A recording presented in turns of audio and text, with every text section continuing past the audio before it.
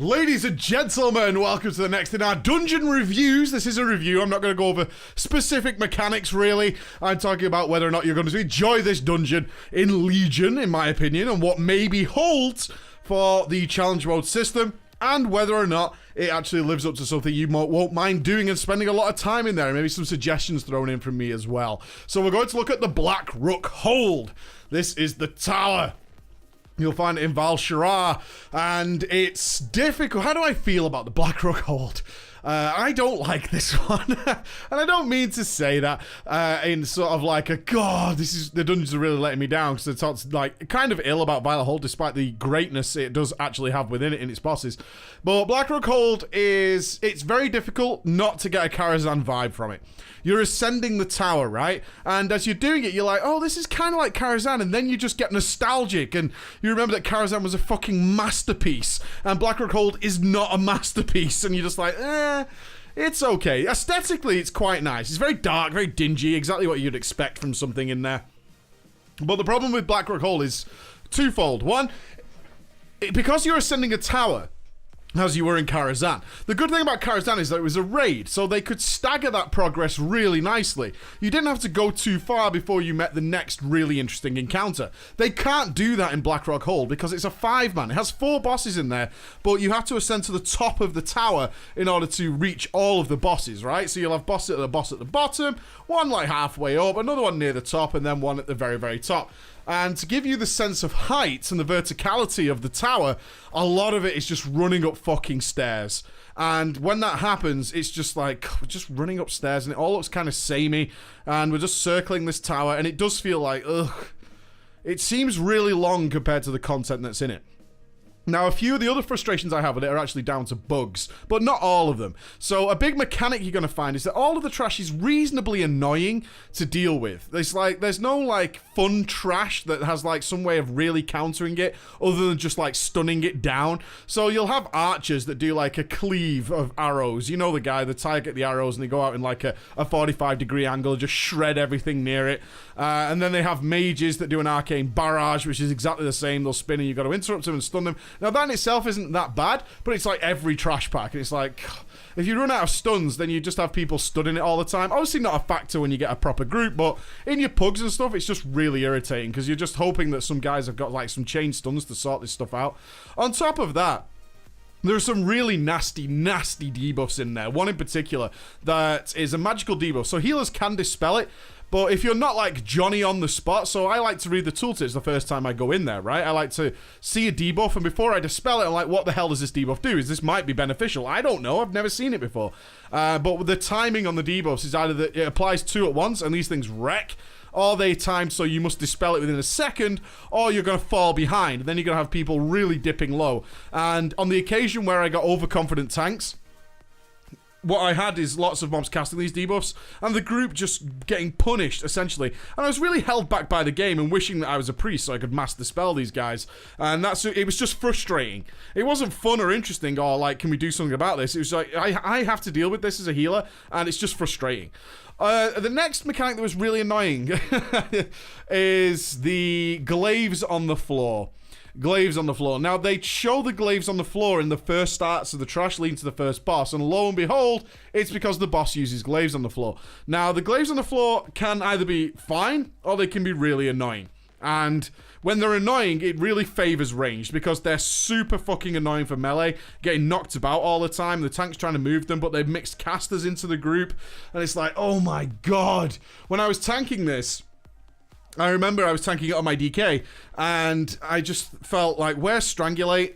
Like, Grip hasn't got a short enough cooldown for this. And I tanked it on other tanks, and like, Prop Piling was fine because you could avenge a shield them over there. But if you didn't have ranged interrupt, this just created like really huge differences between timing. So I'm trying to talk about this from a challenge mode perspective, is if the glaives went correctly and they went towards healers and range, then it wasn't too bad. But once you started getting them in regularly in melee, because obviously it randomly chooses where to go, it just got so frustrating, and the trash packs took absolutely forever to kill in comparison to a group that could just stand and group them all together and kill them. And there wasn't much, if that happened, there wasn't much to counter that. You could try knocking them, which is what I tried in my Boomkin, because I could see that the tank was struggling to try and get the death ball back together, so I typhooned them over, which helped on one occasion, but then of course the glaive dropped on the melee and it all started all over again. You're trying to solar beam them, and you're trying to get the guy's trying to grip them, and he's trying to run over and interrupt them and bring them back over, and he's trying to run through glaives. And then the worst part, of course, which I'm sure this is a bug, is the first boss throws glaives as well. For some reason, these glaives can crit, and the way they're designed is they are the raid damage of that boss. So you get hits. He throws them at you, and they spawn at your feet, and you will always get hit once.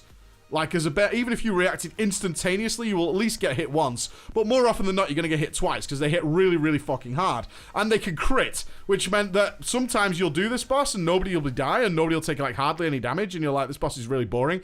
On other occasions, and this has happened to me, I've run this dungeon probably about 7 times now, you just instantaneously die. You just die and you check your log, it's like, oh, it crit me for 700,000 damage. I have 1.4 million HP, and I got hits immediately after, and maybe if you weren't at top health, but it happens in like a second flat, if you understand what I'm saying. You just fall on the floor and you're like, well, that was great. Oh, it hits you and it knocks you against the wall if you had slightly bad positioning. I've seen that happen to lots of people, is they're tucked away against the wall because the tank has to do some shenanigans and movement, and he also throws these glaives on the floor. He can throw them in melee, and yeah, you just kind of die really quickly. But I think that'll be fixed. Moving up the tower then, some really curious mobs with the Alchemist. There's Alchemist trash in there, which is very, very cool. And this is where the discrepancy comes. The first part of the dungeon is really overtuned in terms of its trash. Like, if you haven't got a really currently overpowered tank, and this is stuff they will fix, hopefully, the trash combinations in the beginning are really out of balance compared to what you get later on. So I've just explained all those mechanics to you. That's all in the first, like, 3 corridors of the dungeon. This really, really hard trash. And it reminds me a little bit of the Tempest Keep dungeon in WoD, and I can't remember the name of it. It's where you fight the Constructor on the left and the Demon on the right, and he spawns like the Infernal that chases you and stuff. When you did the challenge mode in there, is that the trash just before the door coming back towards the middle was like obscenely hard for some reason. Like, it could crush certain tanks, and I've seen that happen a couple of times where I'm like, dude, you dived in and you did what you were supposed to do and you just died. I've had that happen while I was tanking, and I'm like, okay, I just got fucking hammered into the ground. And I've had it where I've been DPSing on a melee, and it's like, okay, suddenly I'm tanking, my tank's dead. This happens quite regularly. Suddenly you just get smashed right into the ground. And then you go past the first boss, and suddenly it all becomes extremely easy for some reason. Like, the trash just does absolutely nothing. You have the hunters and the mages doing the blitz, but it's not that bad in comparison to like the first trash. And then after that, it gets even easier again. They have these cool little alchemist guys that drink a potion and either morph into some fire-breathing monsters, or they turn into really big and start hitting the tank reasonably hard. But they're cool, and they only do that towards the very end of their life, and it's not a big deal. You can kill them before they even do it. So it's going to be like, it's more of a challenge mode type mechanic, but that's more interesting, more fun, because you can see what they morph into, and then you can deal with it appropriately. You can sidestep with the flamethrowers, because they're like the ones in the Blackrock Depths, where they just channel a flamethrower in one direction. So you can sidestep them as a tank and deal with that really nicely.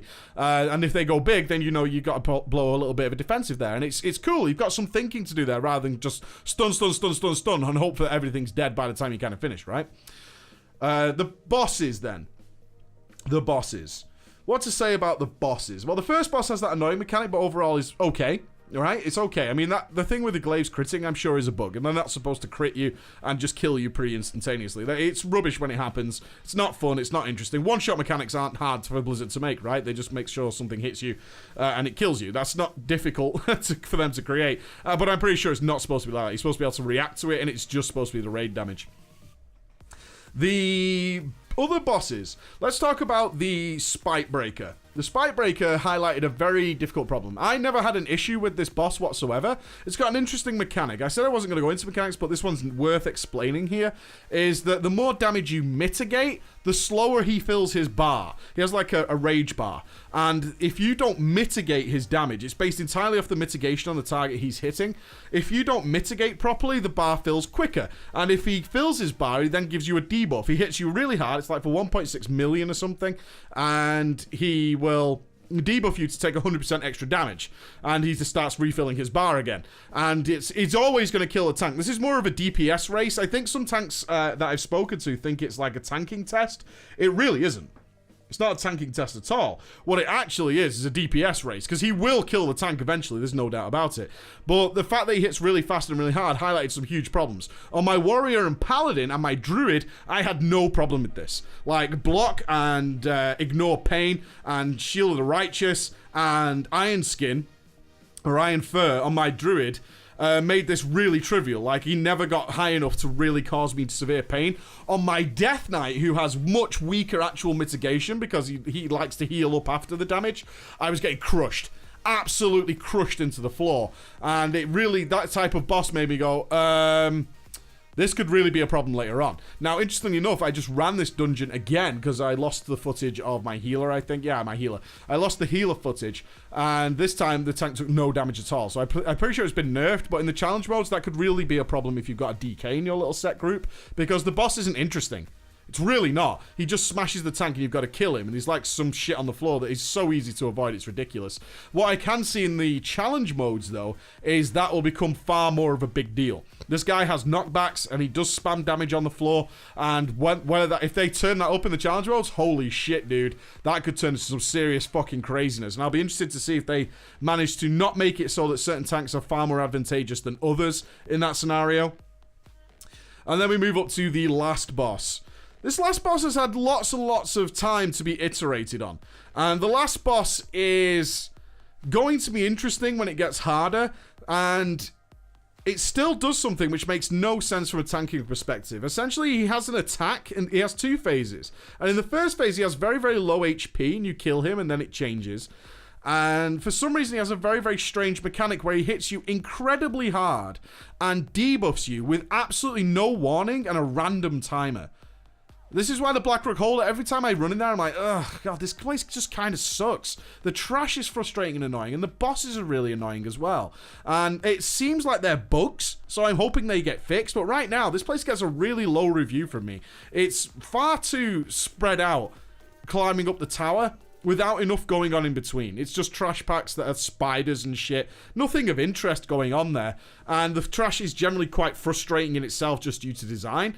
And the bosses themselves just aren't interesting. Like, the first boss doesn't do anything of interest. He might look like Lord Morrigar, but he's not Lord Morrigar. He's certainly nothing as interesting as Lord Morrigar was. So why can't we have spikes instead of the glaives that knock you around and you can't avoid them, really? Why don't we have that? And why do we have to have a tank that just hits really hard? I mean, you can't even say it's a patchwork fight, because it's not. Certain tanks just mitigate differently. So if you have a lot of actual physical damage reduction, then this boss means nothing to you. But if on the other side, it does mean something to you if you don't have that, like the DKs. But from a DPS's perspective and a healing perspective, it's really boring. There's nothing going on there. You just have to heal the tank. And when I went on my healer this time, I just said, you know what, I'm just gonna spam heal the tank. I'll drop down, like, I was on my shaman. So I was like, I'll put healing stream down and healing tide. I'm not gonna directly heal you. I'm just gonna spam heal the tank. And I did that, and he just fell over. And it was no problem at all. And the last boss was the same. I know this guy's going to get hit really fucking hard, and we don't know when it is. How do I counter that as a healer? I just have to spam heal my big heals really quickly. The fight itself is not interesting. Now, just to finish up on the last boss, his second phase is more interesting, but it's pretty obvious what's going to happen in the challenge modes. As he sections off parts of the floor, regularly sections off parts of the floor, and then he will laser I-beam across them, Demon Hunter style, and you have to run in a circle. And that's also made more difficult by the fact he spawns mind control clouds, similar to Yogg-Saron. You might remember the Yogg-Saron and the green clouds that floated towards you, and if you touched them, then it spawned an ad. Well, in this, they mind control. You get stuck in them, and obviously then the I-beam's probably going to hit you in the face, so you have to run in a circle. And the challenge mode, I'm not sure how they can make that more difficult other than more clouds and faster. And that's about it. And it doesn't seem like there's much wiggle room. What I'm saying is, in the challenge modes, I can honestly probably tell that the Spike Shatter guy will just hit harder and generate his Berserk faster, which isn't fun. It doesn't create much. I hope they do more with the space, like I said earlier, but probably the main crux of that is he's supposed to smash the tank, and that will be it. It'll just be a DPS check at that point. And for the last boss, there's not much wiggle room unless they throw in some sort of third phase to make it more interesting and not just like, it goes faster. And if it goes faster, it's not a big deal. If you know how to deal with it in the first place, it can't go faster than you can run outside of like a cooldown, like a Stampede and Roar or something. But that's about it. On most of the dungeons, I can see what they could do for challenge modes. In this one, I can kind of see where they might go, but it doesn't sound like fun. Like, the Violet Holder's got amazing bosses. This doesn't. I'm not feeling any of the bosses.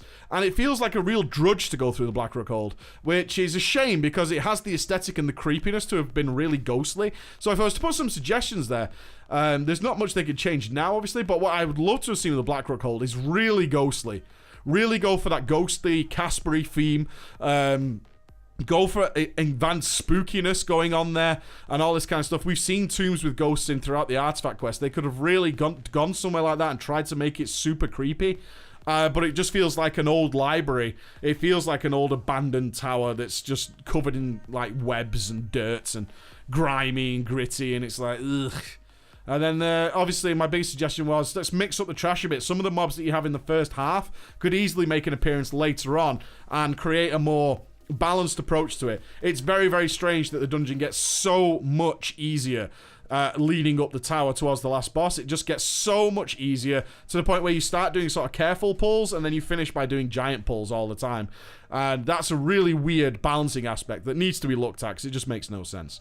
Alright, so let's move on to another dungeon then. Alright guys, thank you so much for listening. Bye bye.